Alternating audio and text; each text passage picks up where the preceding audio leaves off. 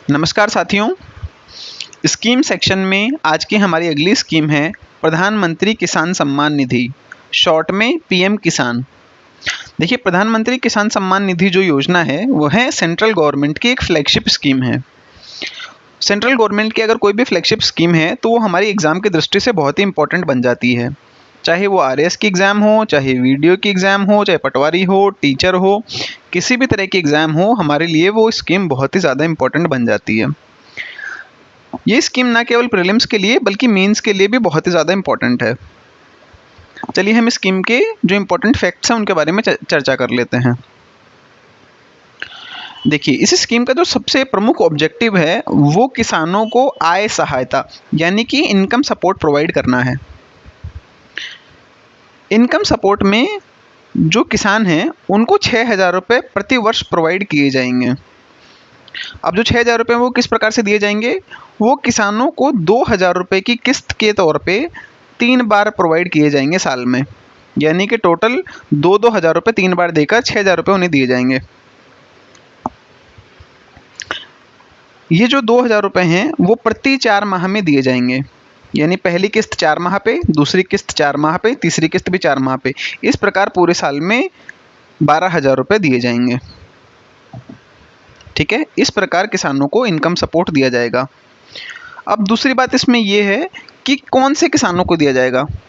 सिर्फ उन्हीं किसानों को दिया जाएगा जिनके पास में ज़मीनें हैं, यानी कि भूमि धारक किसान, लैंड होल्डर फार्मर को ही इस स्कीम के तहत 6,000 रुपये दिए जाएंगे। दूसरी बात, इंपॉर्टेंट फैक्ट ये है, आपको ध्यान रखना है, भूमि की जो लिमिट है वो कोई लिमिट नहीं है, यानी कि चाहे किसान छोटा किसान हो, चाहे किसान बहुत बड़ा किसान हो, सभी किसानों को समान तौर पर 6,000 रुपये प्रतिवर्ष प्रोवाइड किए जाएंगे। ठीक है, उसके अलावा आपको ये भी ध्यान रखना है, जो किसान भाड़े पर या फिर बट्टे पर ज़मीन लेते हैं, उस पर खेती करते हैं, उन किसानों को इस स्कीम में किसी भी तरह का लाभ नहीं दिया जाएगा। ठीक है, अब ऐसा 6,000 रुपये हम दे क्यों रहे हैं? पहला उद्देश्य था इनकम सपोर्ट करने के लिए। अब ये इनकम सपोर्ट हमने किया क्यों है? ताकि हम ये चाहते हैं कि जो किसान हैं वो अच्छी गुणवत्ता वाले सामान खरीद पाए जो भी खेती में लगते हैं, तथा साथ ही अपनी जो घरेलू उपयोगिताएं हैं, घरेलू आवश्यकताएं हैं, उनकी पूर्ति कर पाए। ठीक है, अब इस स्कीम के बारे में एक बहुत इंपॉर्टेंट फैक्ट ये है कि यह सेंट्रल सेक्टर स्कीम है, यानी कि इस स्कीम पर जितना भी खर्चा आता है वो सेंट्रल गवर्नमेंट अकेली वहन करती है। इसमें स्टेट गवर्नमेंट का किसी भी प्रकार का कोई भी सहयोग नहीं है। अगर कोई स्टेट चाहे तो वो अलग से सपोर्ट प्रोवाइड कर सकता है, परंतु उस स्कीम का नाम फिर प्रधानमंत्री किसान सम्मान निधि नहीं होगा, उसका नाम स्टेट गवर्नमेंट अपने हिसाब से कुछ भी रख सकती है। जैसे कि उदाहरण के तौर पर राजस्थान में सीएम किसान सम्मान निधि स्कीम चलाई गई है, जिसमें भी इनकम सपोर्ट प्रोवाइड किया जाता है, परंतु उस स्कीम का पीएम किसान जो स्कीम है उससे कोई लेना देना नहीं होगा।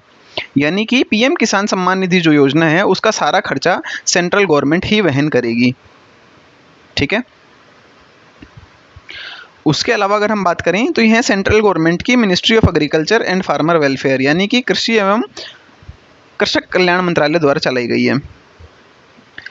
एक और इम्पॉर्टेंट फैक्ट है ये कि यह 24 फरवरी 2019 को चलाई गई है। देखो, आपको ये बात बिल्कुल याद रखनी है कि फरवरी 2019 में ये स्कीम चलाई गई थी, क्योंकि यह क्वेश्चन बहुत बार पूछा गया है। इनफैक्ट ये आरएस के प्रीलिम्स में भी पूछा गया था एक बार। ये फैक्ट हमने ऑलरेडी चर्चा कर ली है कि सभी भूमि धारक किसानों को इस स्कीम के तहत लाभ दिया जाता है, परंतु कुछ को छोड़कर। कुछ क्या हो सकते हैं, जैसे अगर कोई किसान के परिवार में लोग और ऑलरेडी गवर्नमेंट जॉब में हैं, या फिर एमएलए एमपी हैं, समृद्ध परिवार है, उन किसानों को यह बेनिफिट नहीं दिया जाता है। तो इस प्रकार इस स्कीम की सारे तथ्यों की हमने चर्चा की। अगर आपको बाकी सभी स्कीम्स के बारे में भी पढ़ना है तो आप हमारे YouTube चैनल गुरुकुल आर्यस को सब्सक्राइब कर सकते हैं। ये PDF मैं हमारे टेलीग्राम चैनल पर अपलोड कर दूंगा, वो भी गुरुकुल आर्यस के नाम पे से ही है। आप वहाँ से ये PDF डाउनलोड कर सकते हैं। चलिए मिलते हैं नेक्स्ट स्कीम के साथ।